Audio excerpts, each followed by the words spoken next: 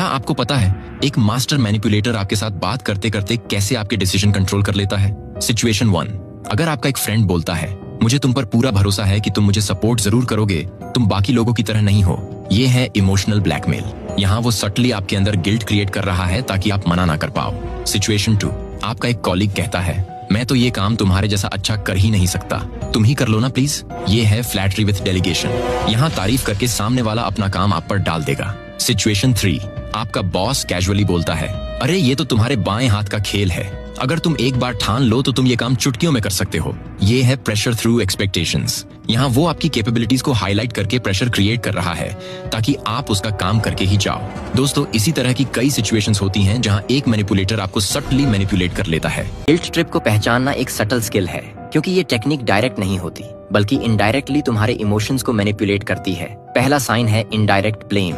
ये लोग directly blame नहीं करते, लेकिन ऐसे सेंटेंसेस यूज करते हैं जो तुम्हें ऑटोमेटिकली गिल्टी फील कराए, जैसे मुझे लगता है मैं तुम्हारे लिए कुछ भी नहीं हूँ, या मैं तो बस तुम्हारा भला चाहता था पर शायद तुम्हें मेरी परवाह ही नहीं। दूसरा साइन है विक्टिम रोल प्ले। यह लोग अपने आप को विक्टिम के रूप में प्रेजेंट करते हैं ताकि तुम्हें अपने एक्शंस पर अफसोस हो, जैसे तुम्हारे बिना मेरी लाइफ ही मीनिंगलेस है, या मैंने तुम्हारे लिए इतना किया और तुमने मुझे ऐसे ट्रीट किया।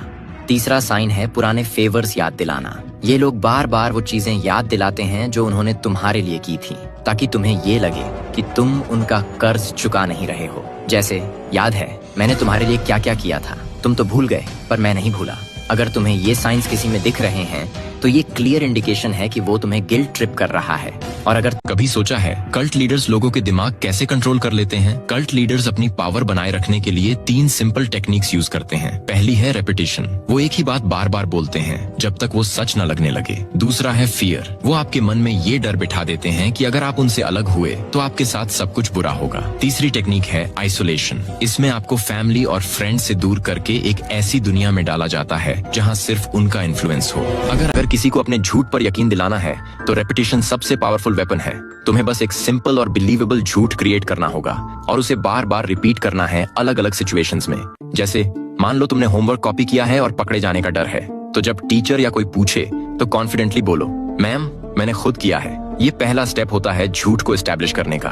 उसके बाद तुम्हें अलग अलग कॉन्टेक्स्ट में वही बात रिपीट करनी पड़ेगी। लंच के टाइम दोस्तों को कैजुअली बताओ यार कल होमवर्क में तो पूरी रात लग गई, या टीचर से अगले दिन बोलो मैम इसमें एक पार्ट समझने में मुझे बहुत प्रॉब्लम हुई थी। जब लोग एक ही बात बार बार सुनते हैं तो उनका दिमाग उस चीज से फेमिलियर हो जाता है और फेमिलियर चीजें ज्यादा बिलीवेबल लगती हैं। इस टेक्निक का परफेक्ट यूज हमें दृश्यम मूवी में देखने को मिलता है। क्या आपको इस टेक्निक से बचना आता है? कमेंट करके बताओ। लोगों को अपना बनाने के लिए ये 3 डार्क साइकोलॉजिकल ट्रिक्स इस्तेमाल करो। नंबर 1, उनकी इनसिक्योरिटीज को सटली हाईलाइट करो। जैसे अगर सामने वाले में लो कॉन्फिडेंस है तो आप कहो यार एक टाइम पर मैं भी बहुत डरता था। उनकी वीकनेस को मिरर करने से वो आपसे इमोशनल कनेक्शन फील करेंगे, जिससे उनका ट्रस्ट आप पर बढ़ जाएगा। नंबर 2, स्कैर्सिटी इफेक्ट का यूज करो। अपनी प्रेजेंस को लिमिटेड और एक्सक्लूसिव रखो। जब लोग समझते हैं कि आप उनके लिए इजीली अवेलेबल नहीं हो तो उनका इंटरेस्ट और अट्रैक्शन नेचुरली बढ़ता है। नंबर 3, अपने ओपिनियंस पावरफुली एक्सप्रेस करो। जब आप अपने थॉट्स को कॉन्फिडेंटली और स्ट्रांगली एक्सप्रेस करते हो तो लोग आपकी बातों को सीरियसली लेने लगते हैं। कॉन्फिडेंस से बोला हुआ ओपिनियन उन्हें आपके पर्सपेक्टिव से रेजोनेट करने पर मजबूर करता है। अगर आपको ऐसी और भी मैनिपुलेशन टेक्निक्स सीखनी है